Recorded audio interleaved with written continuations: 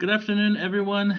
Thank you for joining us this afternoon. Today, we have the pleasure of having this workshop presentation with Dr. Jesse Gaynor from Texas State University, and we will be introducing him a little bit later also. But thank you for attending the session.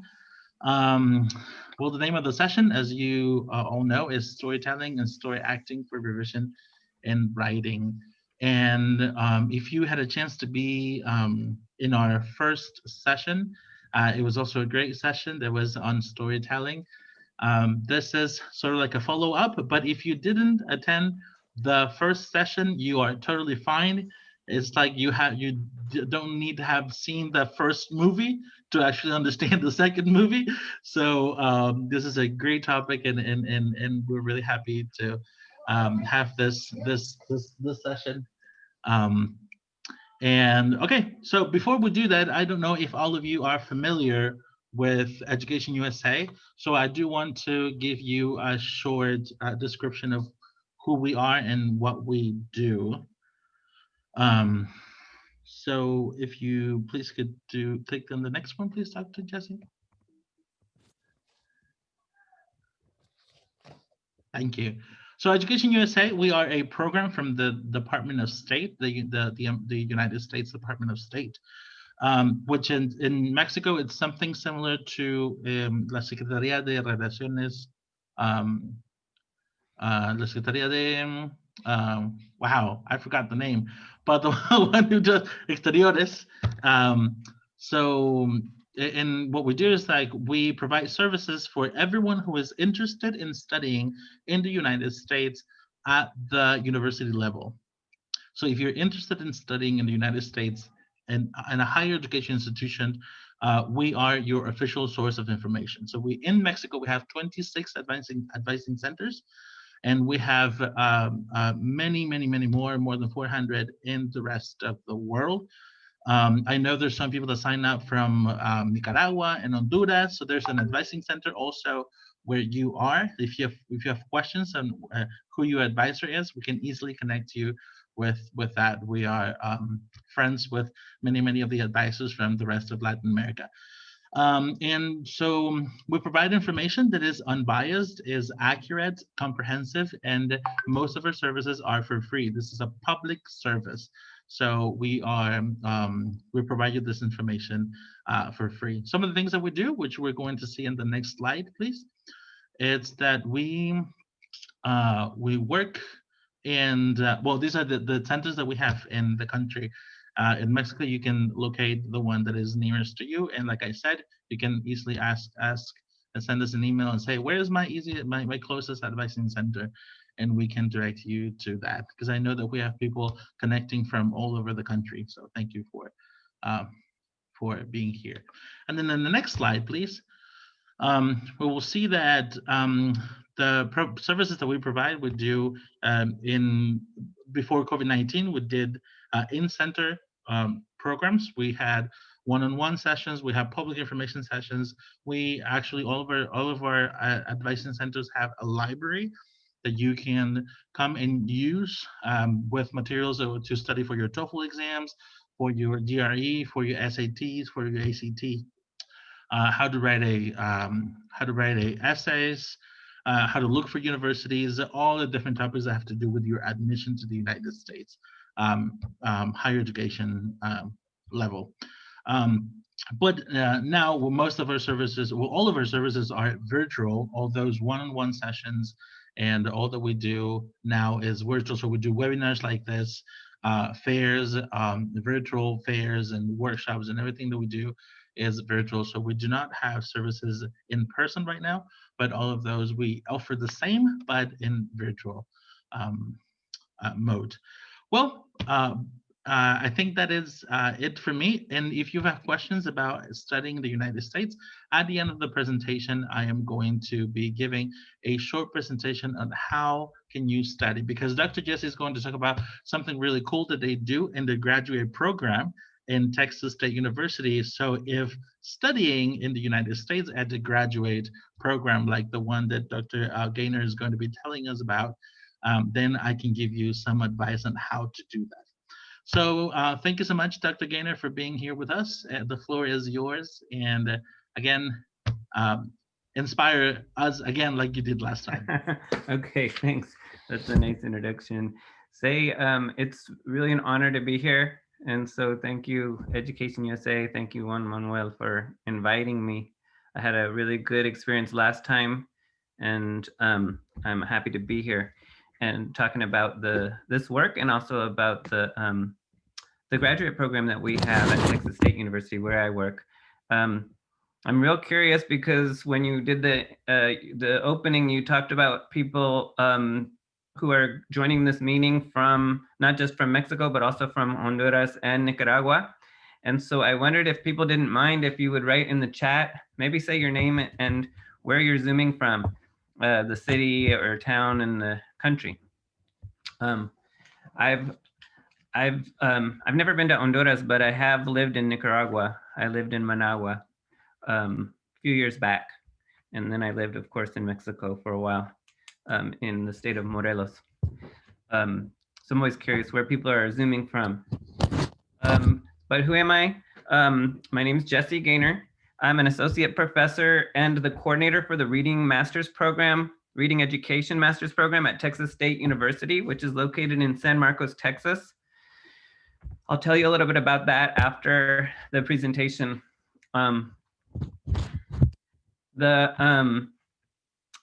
Something about me is that I'm a reading teacher.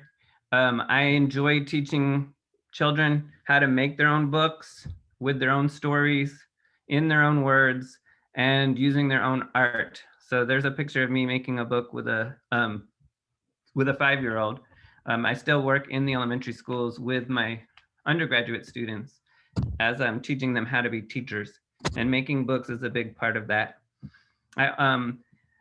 In the presentation, I'm gonna use we when I'm talking about the work, and most of the time I'll talk about it as we did this, or because I'll be talking about some research that I did with my wife, Nancy, and her second grade students in her second grade classroom.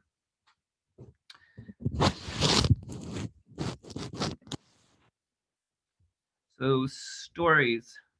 I wanted to start by talking a little bit just about the importance of stories. And I think that this audience is a lot of teachers and educators, so I don't think that this will be news to you. But stories are really the foundation. They're the foundation for socio-dramatic play and early childhood education, and they continue to be important to people throughout the lifespan. Stories are the way that we explore and understand the world. And through our stories, we develop our identities as valued members in our communities. During play and during storytelling, children are addressing real-world concerns and rehearsing complex ideas. And these are pathways for language and literacy development, and really all learning. So in a dialogic, play-based storytelling curriculum, spaces are opened for connecting deeply with children's cultures and engaging with students in critical and multicultural education that bridges home and school literacies. The historian and literary critic, Henry Louis Gates Jr., who you see on the left side of the screen, said, "If you ask me what the legacy of my book will be, I would like to make younger people feel freer to tell their own stories." So in the quote, he recognizes the power of telling one's own story and the need to make this act of self-determination accessible to all children. And also referring to the power of stories, kindergarten teacher Vivian Paley states, "Play is democracy at its beginning, and it happens through the genius of make-believe.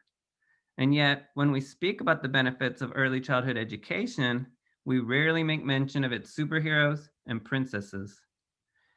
That which is most urgent to children and most helps them organize their thoughts." Paley's quote captures the importance of sociodramatic play as a necessary tool for young children to collectively make sense of what they're experiencing around them. This is vital not only for their individual development, but for sowing the seeds of democracy in our society. So the importance of people's stories is doesn't diminish as we get older. Perhaps the sociodramatic play gives way to other types of storying and storytelling, but the importance of story is ever present and inherently connected with identity and equality and living in democracy. Whose stories are centered in society through media, through books, through politics is a question. Whose stories are centered in curriculum at school, typically in mainstream curriculum, and through the topics that we are presenting, through the textbooks and other forms. Whose stories are not presented? Whose stories are distorted? These are questions that have to be central to our thinking, regardless of what grade level or age group that we teach. So today I'm going to talk about literacy teaching, a methodology that draws on children's play, on stories, and their cultural and linguistic resources to integrate with and bridge to academic school-based learning. The example focuses on what Paley called storytelling and story acting. It's something that I did talk about, like Juan Manuel had mentioned. I talked about this in my last presentation for Education USA, but like he said, you didn't have to be there because this is a whole new one. But it's related. So Paley championed the power of stories. She said, the classroom has all the elements of the theater, and the observant, self-examining teacher will not need a drama critic to uncover character and plot and meaning. We are, all of us, the actors trying to find the meaning of the scenes in which we find ourselves. The scripts are not yet fully written, so we must listen with curiosity and great care to the main characters who are, of course, the children. And I mean, Vivian Paley worked in kindergarten for over 50 years, and she really knows the culture of the classroom. And those of you who are teaching in the classroom probably can really relate to that quote, I'm guessing. So what we did, my wife and I, was adapt her idea of storytelling and story acting for second grade. And much like Paley's kindergartners, we found that our second graders embraced the practice and it helped in the formation of a supportive community of writers in the classroom. In the process, we found there was a play within a play. As students collaboratively created stories and dramatized them, they were also acting in roles that fostered their own identities as readers, as writers, and as supportive participants in a true democracy. The characters worked together and helped each other resolve problems in their writing and even in their lives.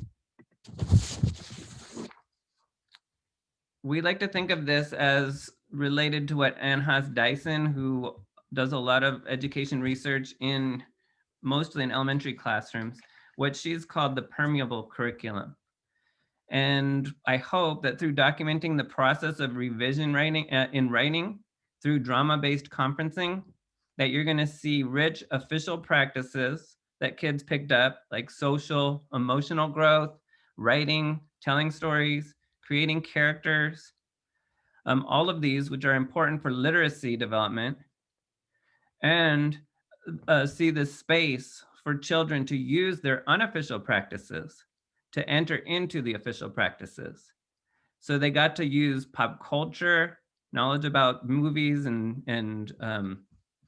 TV shows, shared interests, their home languages that may not be the official languages in school, invented storylines, all of that to do formal literacy and to develop formal literacy, which is what we have as our objectives in the school. So all of this is what Dyson means by a curriculum that's permeable, where the the students out of school knowledge, the wealth of knowledge and language that they bring from their house or from their community, from their neighborhood, bridges to the practices at school and all of the learning objectives that we have in school. So when children's stories permeate to the center of curriculum, schoolwork is as multicultural as the students in the class. Student stories are central and important. The languages of instruction mirror the languages that people speak in the neighborhoods and in the communities where the kids are coming from. And diversity comes together in the classroom. But it's important to remember that stories are never neutral. They can privilege some experience and marginalize others. Schools in the United States have traditionally focused exclusively on what we will call mainstream type narratives. In other words, stories that reflect the experiences and values of white, middle class, monolingual English speaking communities. I imagine that in Mexico, there's a similar type of official or mainstream type curriculum in the context there. Although it wouldn't be monolingual English, but it may be monolingual Spanish. Although children in different communities may not speak Spanish at home. The texts and oral language in a traditional schooling in the United States privileges Eurocentric stories and language patterns. This leads to a deficit type perspectives that cast many children, especially children of color and children from lower socioeconomic communities, as lacking skills and having gaps, such as in vocabulary. And then therefore people draw the conclusion, or educators draw the conclusion, that these students are not ready for school or they're not ready for learning. That's commonly heard in circles of teachers or educators here. What we want to do is flip that script. We want to flip the script of school readiness and talk about how schools can be made ready to serve the children in the communities where they're situated.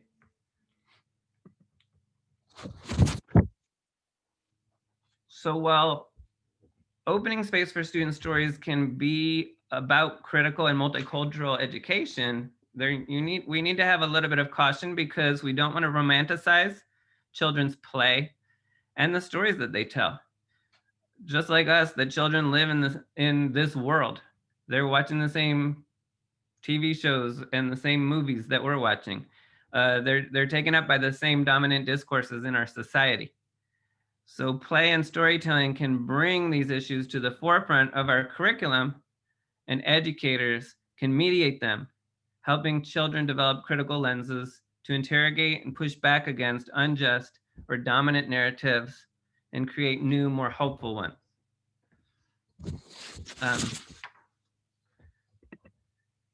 So what is storytelling and story acting? And this will be a quick review for anybody who was here last time.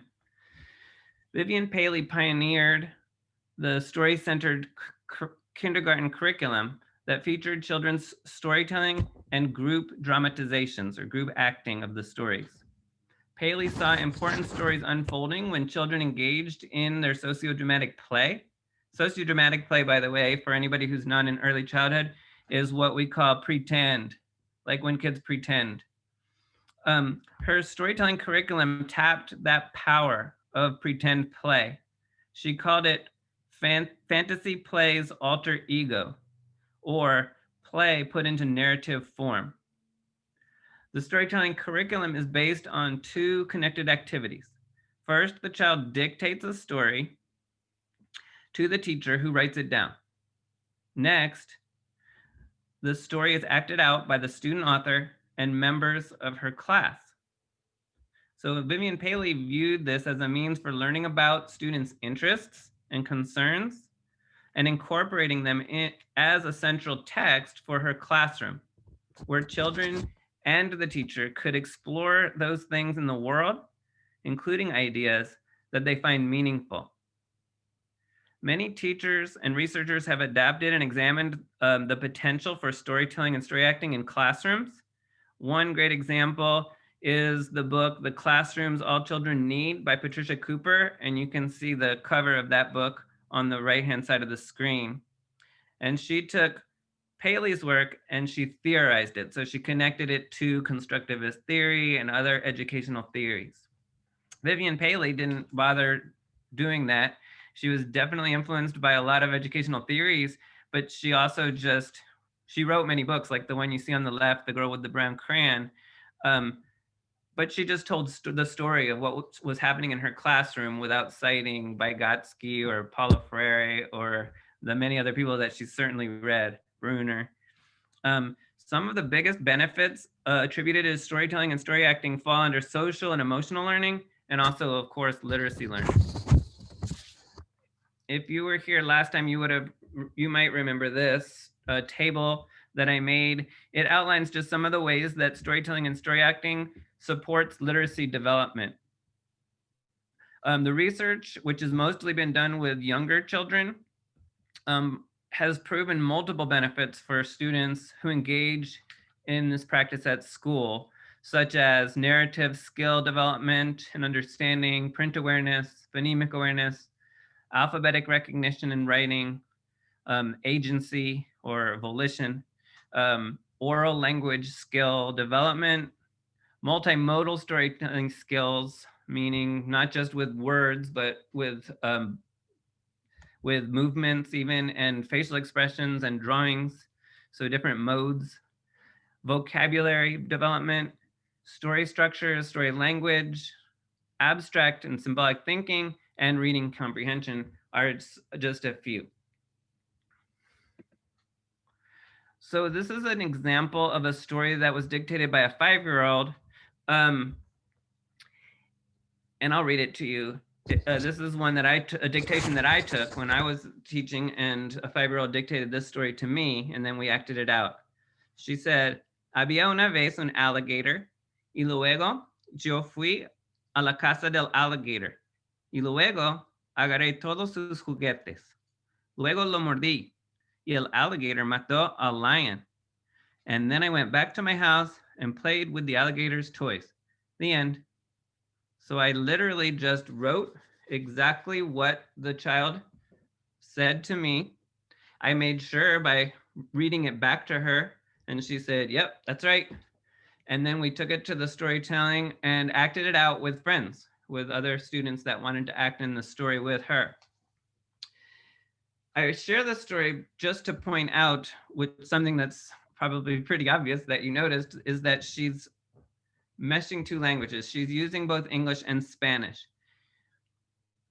I'm not trying to change that. She brought that story in the language that, using her linguistic resources that she has. It also sounds a whole lot like the language you would hear if you walk down the street in her neighborhood. You would hear adults talk like that. It's a perfectly fine language, and it's syntactically as complex as what might be called standard English or standard Spanish. We call this translanguaging. And she does it so smoothly. I would say that this is an authentic example of multicultural children's literature that's written by and for children. For me, this ties really nicely to an idea that's described by an education scholar named April Baker Bell, and she calls it linguistic justice. In other words, embracing the language or languages that students use from home, from the community, and resisting the hegemony of English, or what's called sometimes standard English or white middle-class English. And I guess just a little caveat is that it's not a rejection entirely of standard English. That's what I'm speaking to you right now. That's the language of power in our society. When you go to the bank and you're asking for a loan, typically you would speak standard English here, or probably what's called standard Spanish in Mexico. But it's an embracing of the language that students speak at home. And you can do both. It doesn't have to be either or. So we wanted to adapt storytelling and story acting for second grade. And we saw great potential for it to support a collective focus on elaboration in students' writing, and to do this in a student-centered and even in a playful type of a way.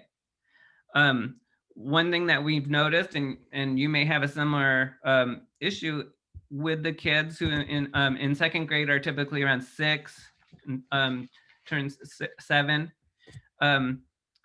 they can write, they're already learning to write, but oftentimes they don't elaborate the stories.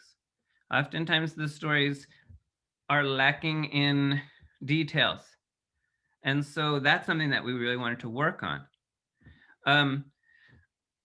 We hoped that using storytelling and story acting, we would also build a community of writers who help each other, who scaffold each other's needs. So by doing this, we hope to promote the academic identities of students in socio-culturally congruent ways. In other words, we wanted them to see themselves as writers with stories that are important and stories that should be shared. When working with the second graders, they don't necessarily need us to scribe their stories since they can write. So what we didn't do that part of the storytelling and story acting where the student would dictate the story to the teacher, because the students were already writing their stories. But what we did was we used peer conferencing.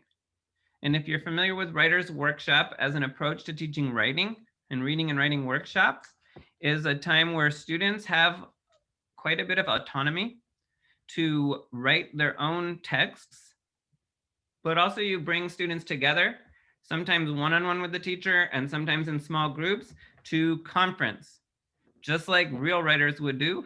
Kids are real writers, just like adults are real writers, to share ideas and to help each other improve on their writing. And so that's what peer conferencing is. And we use the peer conferencing. In this case, we brought story acting into the conferencing.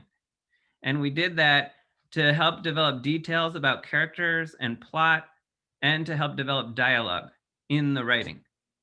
So as students were using story acting to revise, that's where the teacher started to act as the scribe to help the process move quickly. So, if the kids were starting to act out scenes from one of the students' writing in a small group conference, the teacher would have a clipboard and be taking notes to help facilitate that process. Once the story was revised, and to the liking of the original author especially, but to the group, because it becomes a group authored piece, it moves to what we call publishing. And in the case of Writers Workshop, publishing simply means sharing your work when it's a polished draft, a finished draft. And the way that we did publishing was by dramatizing the story for the rest of the class and reading the story out loud as the students in the small group would dramatize it or act it out. Students would also publish a written form that would be included into the class library. So maybe the written form could become a small book that could go into the classroom library after the piece has been acted out. So to give you a little bit of context, this is the class. The school itself is located in Central Texas in a low-income community. The majority of the population is on free and reduced lunch, which is the way that here they designate a school to be what might be called Title I, or in a low-income neighborhood, and often has higher needs. And these are some pictures just from the class with the teachers. This was actually 4 years ago, because Jorge Ramos, who you see up in the left-hand corner, who you may recognize him from TV, he actually came to my wife's classroom to talk to the kids. It was right before the presidential elections of 2016. And most of the kids in the class are actually from Mexico or their parents are from Mexico, and so they have either immigrants themselves or are immigrants in their family, and he was interested in knowing a child's perspective. And some of them showed up on one of his specials that he did about that whole that whole issue. The storytelling and story acting curriculum that took place, it took place in this classroom. It's a two-way, what we call a two-way dual language classroom. So about half the kids in the class are native Spanish speakers, and the other half were native English speakers, but all of them were what we call emerging bilinguals. And so they can speak both English and Spanish. And actually one of the girls that's in the middle picture up top speaks Otomi as her first language. So she's trilingual. Everybody else was bilingual, but her first language was Otomi, and then her second language was Spanish, and her third language was English. And from what I could tell, she spoke all of them proficiently. So the storytelling curriculum that we do is situated within the regular curriculum that we have in our classrooms.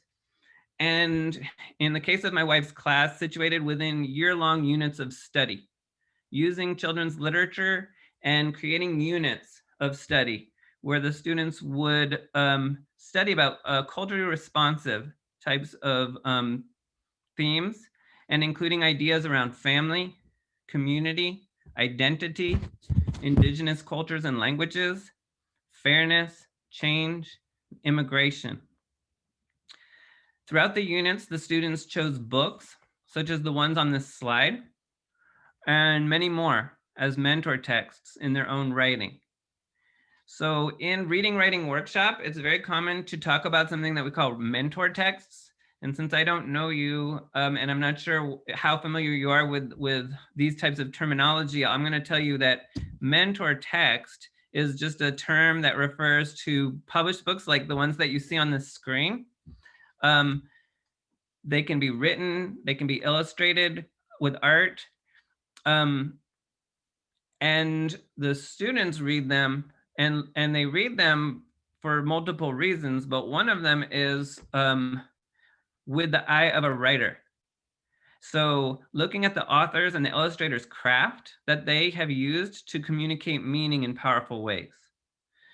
Students read, they name, they discuss, they analyze, and then they emulate the styles and other aspects that they found in these books that we call mentor texts. Mentors, because they're like teachers. Students may say, I really like the work of Duncan Tonatiuh, who has that book in the middle that says Pancho Rabbit and the Coyote. I really like the way he uses a style that draws on Mexican history in his artwork. And so I would like to try to study his work and see if I can make my own work that is inspired by him. So I'm going to do a careful study of all of his books. That's what a mentor text would be. So we try to infuse literature that we think is multicultural, that's high quality, and that's representative of the different communities in our classrooms and in our world. We want the text to provide students with mirrors so they can see themselves reflected back from the books that they're reading. So for example, Pancho Rabbit and the Coyote is a migrant's tale. Many of the students in the class had actually migrated from Mexico to the United States, or their parents did. So this is a mirror that reflects some of the, even though it's an allegory, it's like a fable, it's reflecting back familiar experiences to their own lives or their own communities. But we also want books that look as windows onto other possibilities, onto other life experiences. And that metaphor of mirrors and windows comes from a woman named Rudine Sims Bishop, who talked about children's literature that should serve as both mirrors and windows, and not always as windows to some or mirrors to some. And she also included sliding glass doors. when you, in her metaphor, to talk about the possibilities when you do immerse in quality literature. So it's through the context of this that we wanted our students to see themselves as authors and writers of their own stories, knowing that their stories are important, and their stories, in their stories, they're enacting their truths and their realities. These pictures represent the many different stories that the kids in the class wrote and then acted out together. Each of those pictures represents a different story that was written, revised in small groups, and then acted out for the class over the course of about half a year. Some of the themes that emerged in these different stories that you're just seeing still shots of included things like friendship, like loyalty, trust, fairness, some pretty common themes in children's literature, and definitely themes that are central to many children's reality and what they're thinking about. So now I want to take you quickly through an illustrative example of this process that we're talking about, storytelling and story acting for revision. And I'm going to focus on this example by a kid who I'm calling Andrew. It's not his real name, but it's a pseudonym. And the title of his story was The Pterodactyls and the Silly Dinosaur, or the Silly Dinosaurs. First, I want to tell you a little bit about Andrew. He's the child with the notebook in the center. He did not enjoy writing. He had a lot of trouble articulating himself verbally, just in speech, and in written form even more so. Really, really struggled to write. So his writing was often confusing to read. Oftentimes it left the reader with an unclear picture of what the story was that he was trying to tell in his writing. When it came time for reading and writing in the classroom during the writing workshop, Andrew would avoid it. He would wander around the room. He would mess with other kids, bothering them. He liked to try to get people's attention by acting silly. A lot of avoidance because he didn't want to write. And it's hard to blame someone for avoiding things when you feel like you struggle at it, when it doesn't feel good, right? So he also, another thing about Andrew is he had a lot of trouble making friends and keeping friends.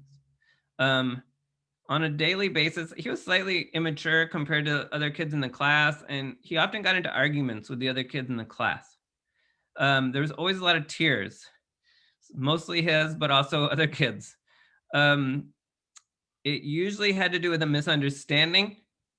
It had to do with his inability to communicate with his peers in a way that would resolve a conflict or a situation. And then it would escalate and become a mini drama, but not the good kind that we're talking about in storytelling.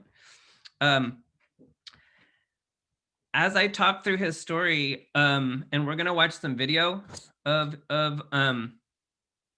their work, I wanted to invite you to share in the chat any times that you notice writing community being nurtured by the students and by the teacher.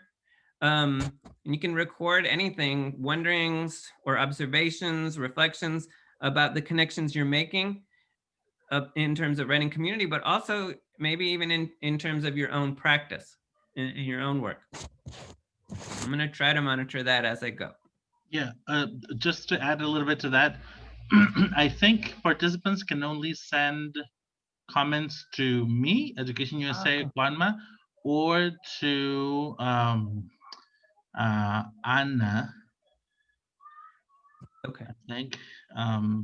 So yeah, you can send those to me. You can try to send those to Dr. Jesse too, but they are not open for everyone to see. I see. So they can try to send them to you, and they go private, or they can send it to me and I can read them out loud. And Okay. I was waiting for this pause because if you also have questions, please feel free to send them to me, Education USA Juan, and I'm going to read your questions too. Oh, perfect. Yeah, so maybe I'm also seeing that the time is going by, so maybe we'll go through, and if you send your questions to either Juan Manuel or to me, then when we get to after these videos that we look at, then we can try to make the interactive part with the questions and comments. Okay, thanks.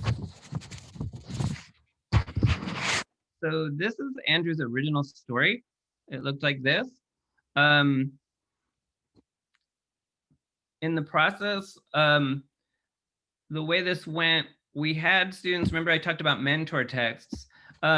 We asked the students to select mentor texts that would help them guide their own writing, to look for elements of craft that they liked and wanted to incorporate into their own writing. So in a conference prior to the scene that you're about to see with our conferencing, Andrew identified 3 goals for his own writing based on the mentor text that he chose, which was a book called Yes, Yes, Y'all by Jeff Chekai. This is what he wanted. He wanted his story to be funny. He wanted to include dialogue between characters, and he wanted to show a lot of action. And those were things that he found in this book that he liked to read by Jeff Chekai, and he wanted his writing to be emulating that. So this video clip that I'm about to play shows the first time the peer conferencing group got together to talk about Andrew's story. And Nancy, who's on the left, is the teacher. She helps Andrew express his goals and share his story draft to the group. So as you watch, you might jot down any observations and wonderings, especially regarding the writing community, developing of a writing community, or just writing in general.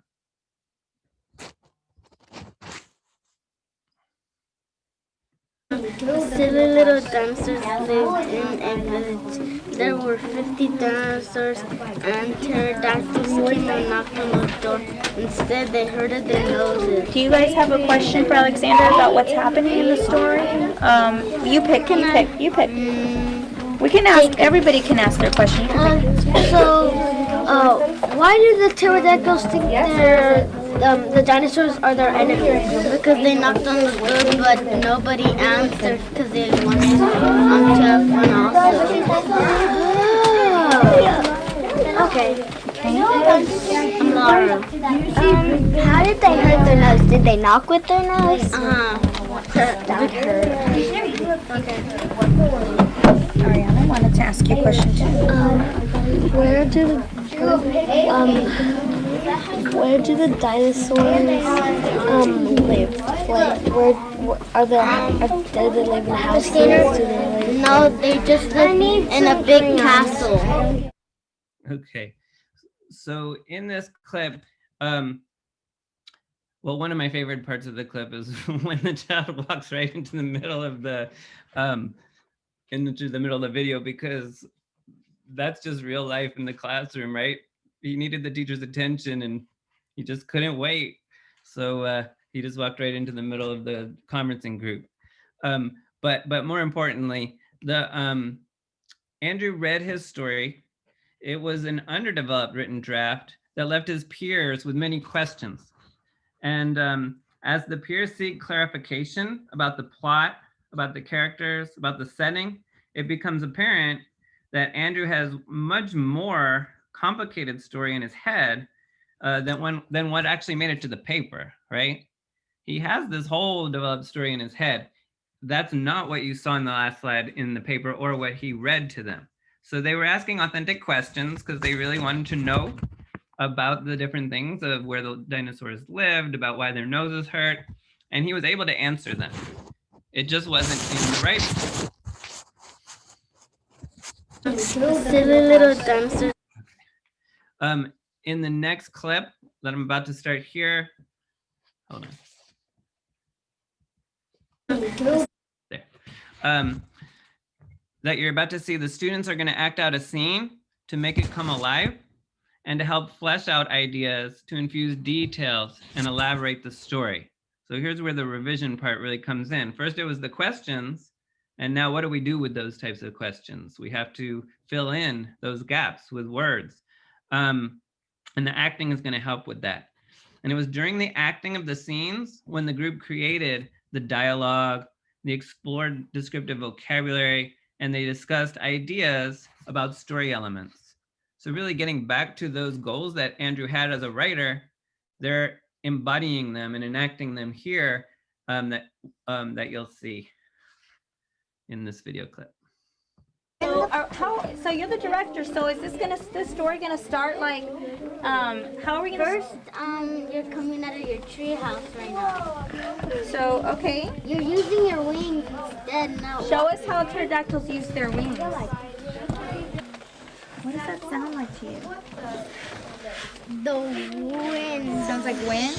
The What wind kind of going, wind? The wind going against the wind. The pterodactyls from treehouse leave their treehouse and flap their wings To the castle. Okay. They were lonely. So that makes a big difference.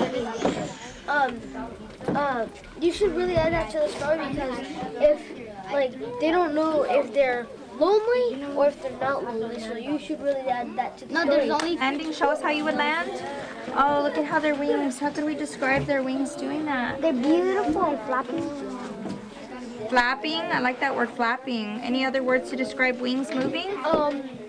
They're slowing down. Their wings moving and they're landing slowly. Their wings moving.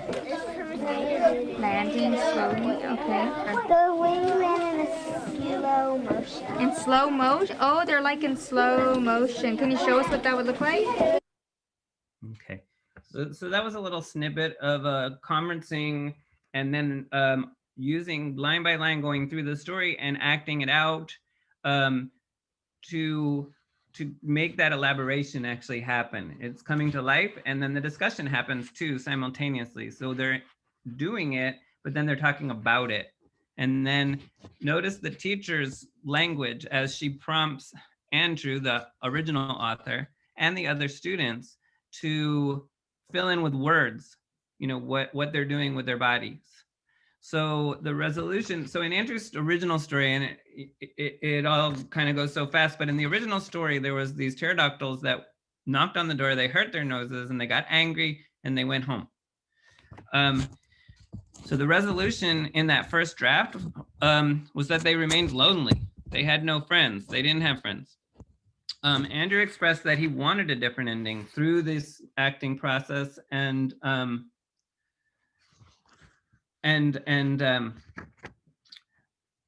through the conversation with his peers. So through the questioning and acting, they discovered that the pterodactyl's problem stemmed from the misunderstanding, and really they just felt lonely and wanted friends to be friends with the dinosaur. You probably heard that little interaction between the two boys. This led the group to dive deeper into how the pterodactyls could better resolve the problem. His peers helped him to come up with a satisfying resolution for the conflict in the story. Interestingly, the problem of the pterodactyls mirrored many of Andrew's actual problems relating to his peers in the classroom. So like the pterodactyls, he just needed a little help from his friends. In the video that you just watched just now with the revision was just one example of many conferencing sessions that were had with this group. They met multiple times over a week and went line by line, developing the plot, the characters, the vocabulary, and the narrative in Andrew's story. And all contributed, but Andrew was always had the final say in what was recorded in the revised draft. So you're the director, so is Okay, so this is the, hold on a second.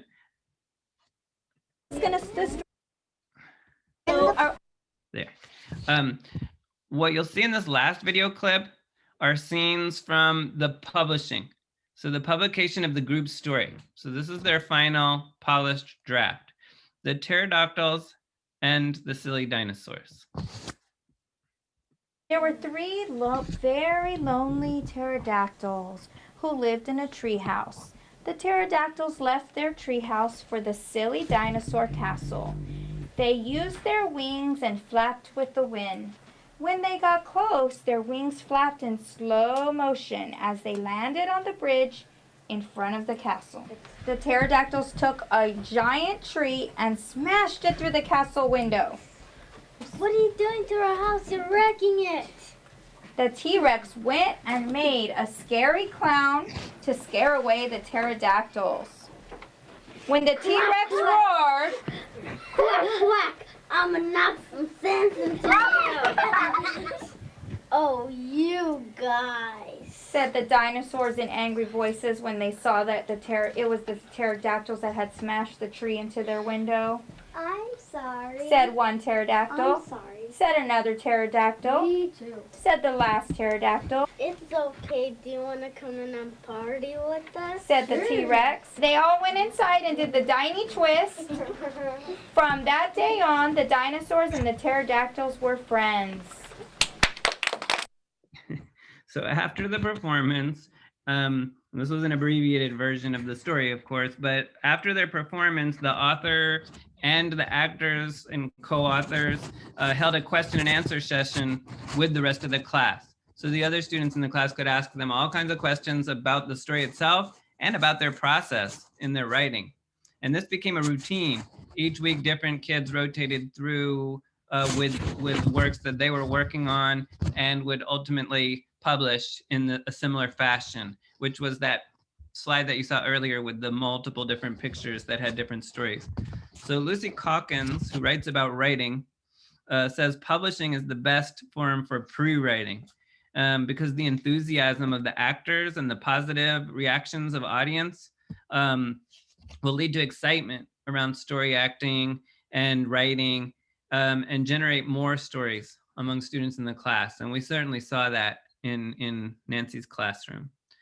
Andrew accomplished his goal of creating a funny action-packed story with lots of dialogue.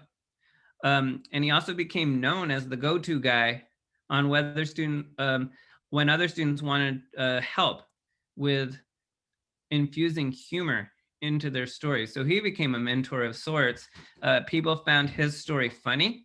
And so when they wanted to make their story funny, because they knew they were going to eventually be dramatizing their stories with the class, they would often ask Andrew for help in their revisions.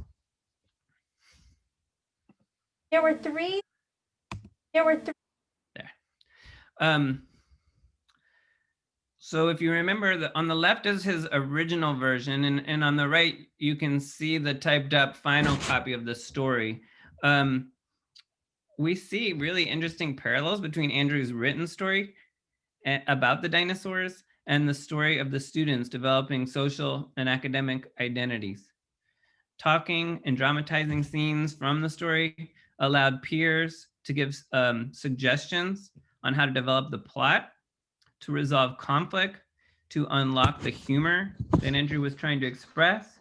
And in the process, Andrew seemed to learn a bit about developing friendships and resolving conflicts. After this experience, Andrew even became a valuable resource as a comedy advisor for other students in their writing. His identity as a writer and as a friend was nurtured and developed as a result of the peer collaboration that took place during the storytelling and story acting. So we feel like the practice of storytelling and story acting as a method for having children work together on revision proved to be purposeful and highly motivational. We saw great impact in terms of students' enthusiasm for writing and their connections as important members of a community of writers. Together, they worked through problems and collectively found acceptable solutions and hopeful possibilities in their writing and in their lives. So it'd be overly romantic to say that all of the difficulties that Andrew had that I talked about earlier were resolved from one example from story acting and revision, but it did set him and his peers on a trajectory to seeing each other and themselves differently. And I will call that character development. My wife and I actually wrote a short article about this very topic. And Juan Manuel actually has a copy of it, and I'm sure he would be happy to share it. I'm not sure if I can share it into the chat, but I can try. Let's see. So I realized that I probably spoke more than I should have because I'm coming up on 5 o'clock, but if there are any questions, I'm more than happy to stay around and talk a little bit, and then just kind of cruise through a few slides just to share about the Texas state, but that would take less than a minute. I'm gonna see if I can.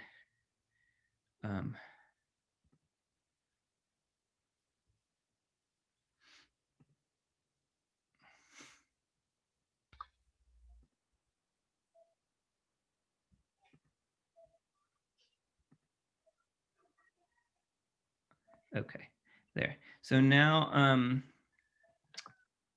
hopefully everybody can download that PDF that I've just posted. It's it's an article in the journal called Language Arts that my wife and I wrote about. You'll recognize a lot of what's going on when you read if you read the article. So I don't know, Juan Manuel, do you have any questions in your inbox? Not at this point. Okay. I don't have any questions, so I think we can go ahead. So please send those questions to me and I'll read them. But yeah, so I think you can go ahead with the other slides, and then Okay. people can send those questions to me. So let me just breeze through these real quick. And I know you're going to talk more about graduate school, but at least want to put a little plug in for Texas State University and our Master's in Reading Education program.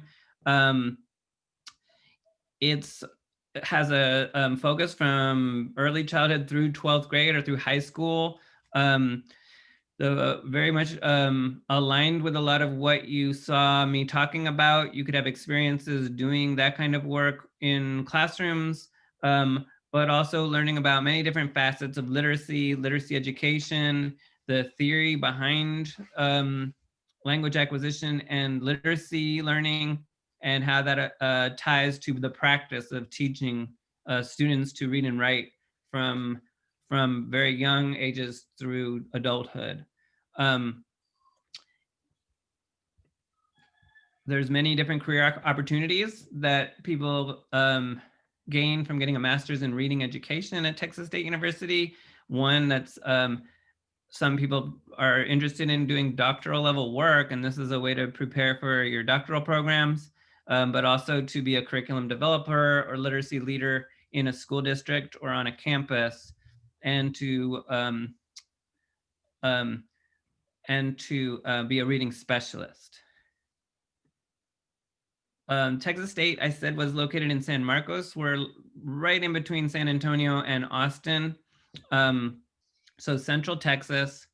The majority of students at our school are actually of Mexican origin, either Mexican American or Mexican immigrants. So they call it a Hispanic serving institution. It's pretty big, 38,000 students in all, but the master levels programs are small, and so the class sizes will be very small in terms if you were coming for a master's degree.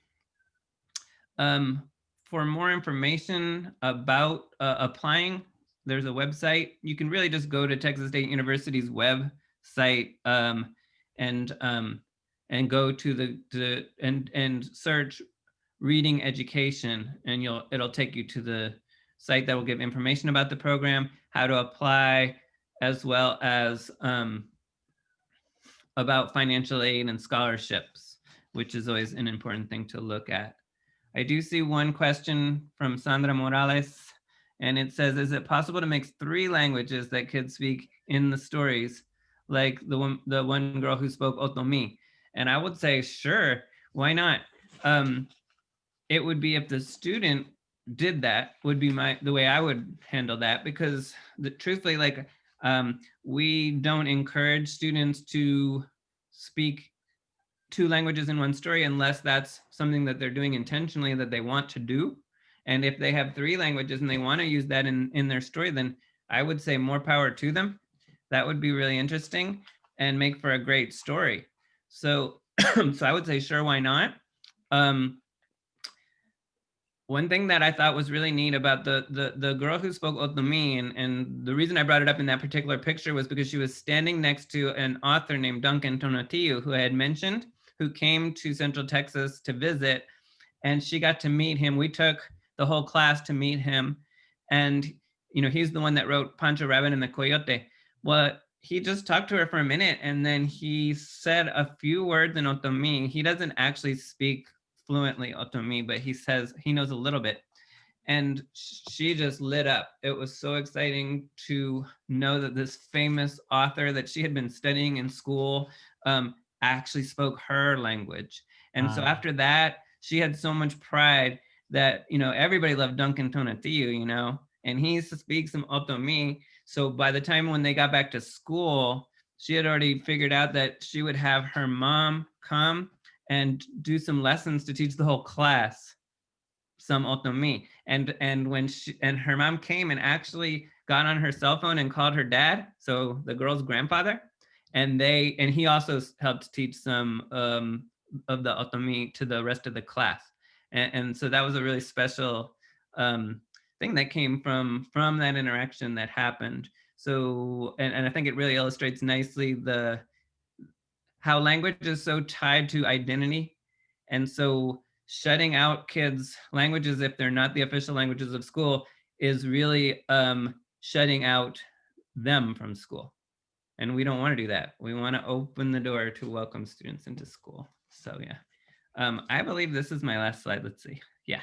So then it was just questions. If there's questions about anything, but I think I should probably run because I haven't back-to-back meetings today.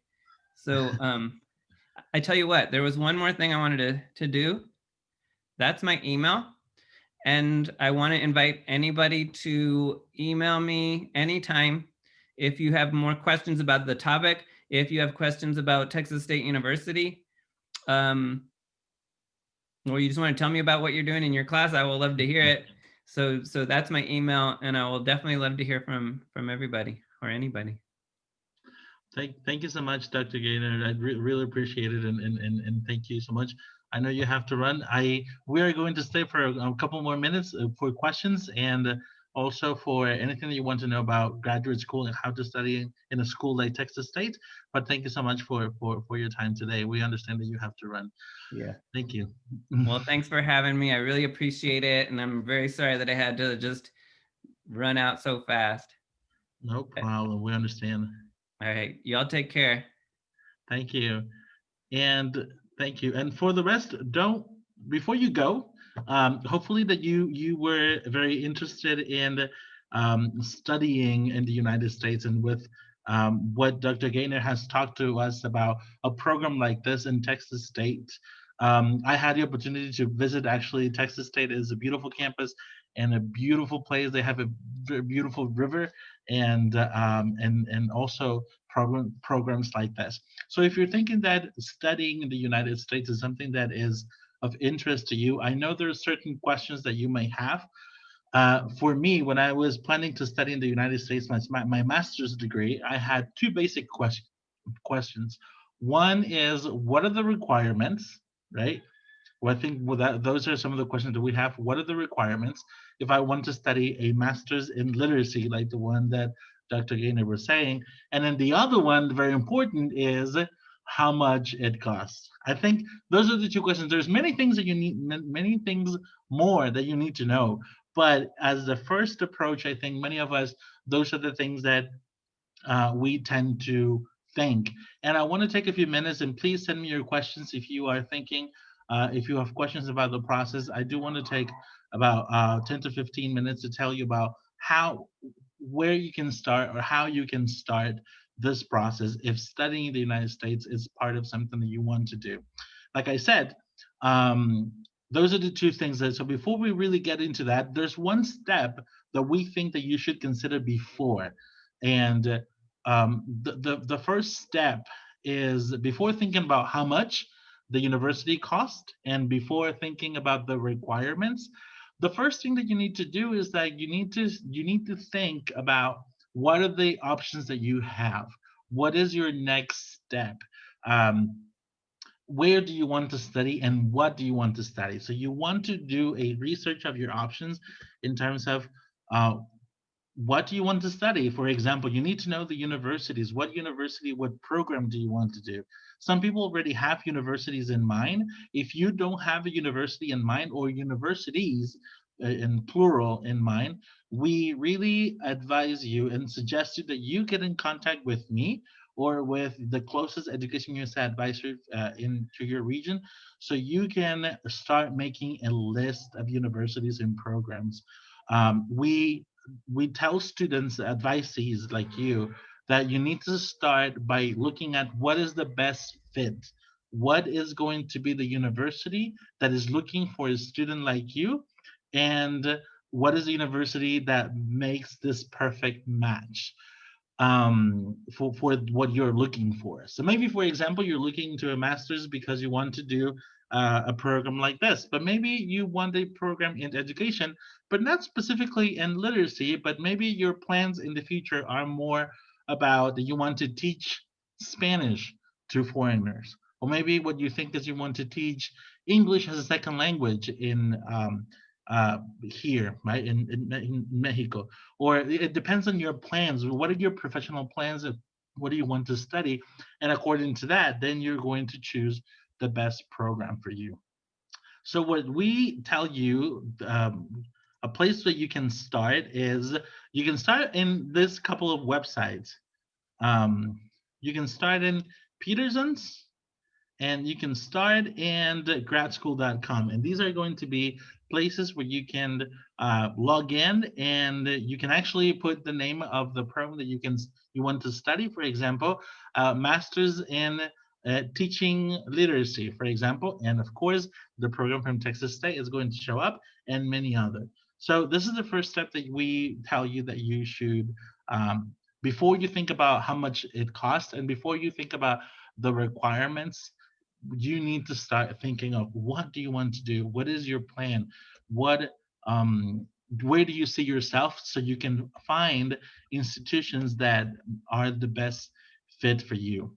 And there's many different universities in the United States, and they are all qualified.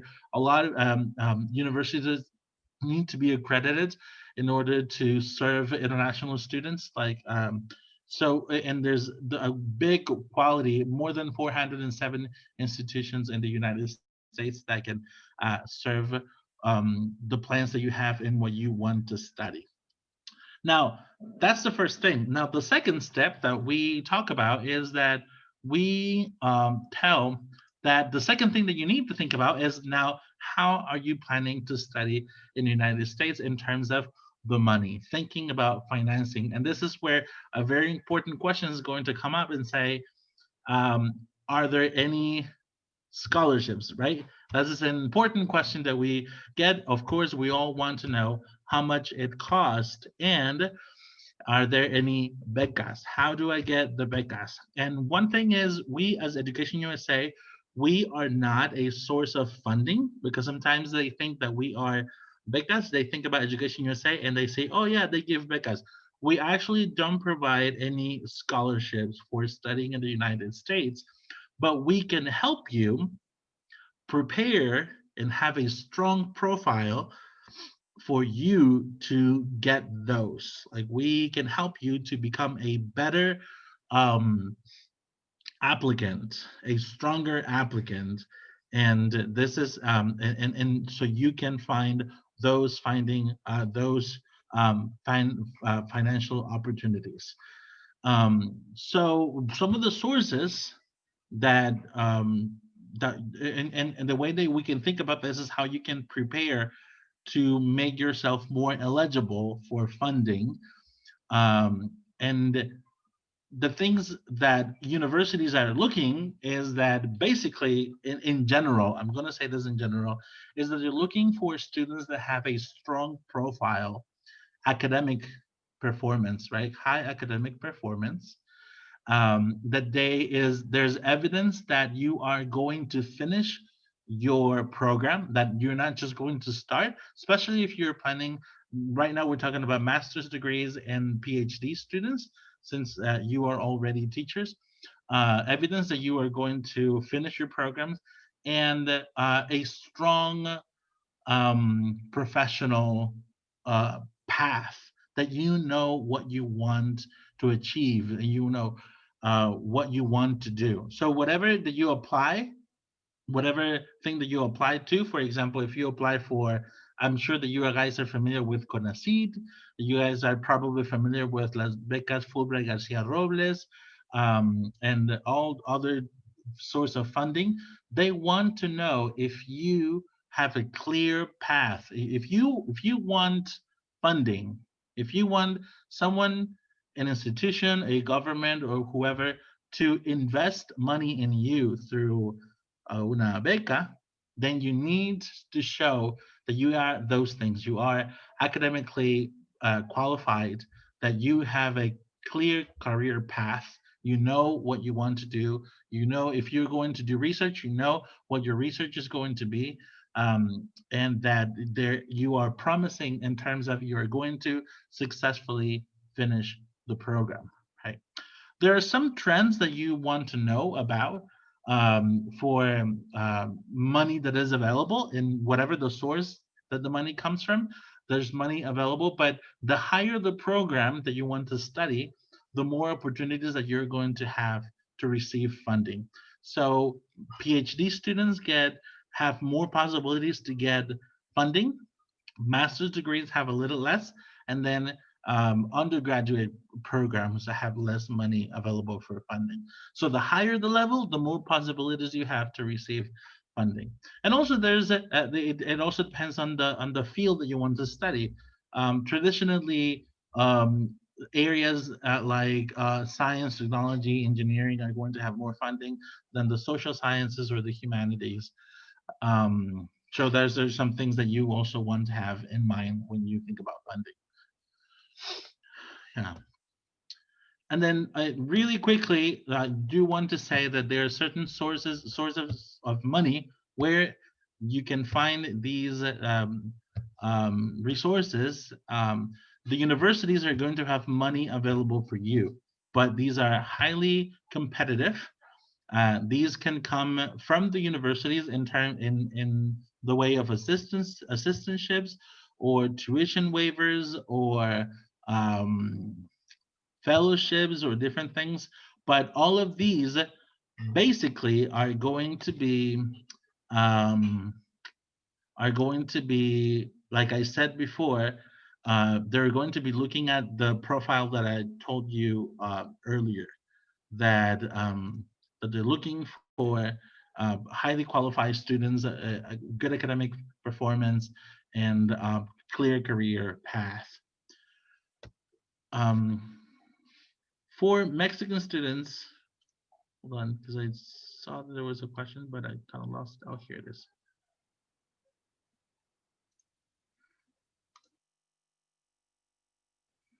There's a question. I'm going to answer it right now. Hold on. But anyway, so there's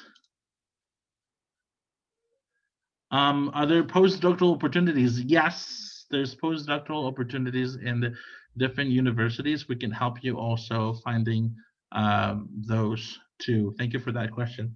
For Mexican students, just before we finish the information today, there's different sources for money. For Mexican students, we have the Fulbright Garcia Robles. I really invite you to visit the webpage comexus.org.mx for if you're looking for funding for your graduate studies. CONACYT also is a source of money that is from the Mexican government, and there's ongoing changes on that, so we really advise you to go and look into their own website. Things like FUNED, that they provide also partial funding, and becas, las becas MOB, which is from a foundation. So there's different options that you can research, and we can help you. So the basic idea for this, I think, this second part of the session today, and I really don't want to take longer than what we have done already, is that if you think that studying a graduate program in the United States is for you, and you don't know where to start because you don't know what to study, you don't know how to start, you don't know where the money is going to come from or how that works, and then in the application process, you don't know the requirements. That is what Education USA is here for. And I do want to finish with this section at the end, which is how you complete your application. And really quick, we talk about the requirements, so you can start thinking about those. You are going to, in the requirement sections, you're going to need your transcripts, which is basically your cardex, historial académico, something that has your GPA and your the classes that you took. You are going to need a proof of English proficiency through a test, a standardized test, either the IELTS, the TOEFL, the Duolingo, and there's other options also. So, and these are going to be determined by the school. You're going to take an exam. Most of the time it's going to be for graduate programs, the GRE, but also the GMAT if you're going into more like the business kind of programs. Letters of recommendations also that you're going to need, depending on the program, from 2 to 3 letters of recommendation. And you're going to write essays, a statement of purpose, a personal statement, study objectives, depending on the school. So with all of this, and also your resume. So with all of these requirements, we as Education USA provide the help for you to get ready for this. So we have workshops on writing essays. We have how to build your CV from scratch, right? How to request, or what are the parts of the letters of the effective letter of recommendation, or just how to study for the GRE, a Q&A about the TOEFL exam or the Duolingo, or just all of these different sections. We provide sessions and help on that.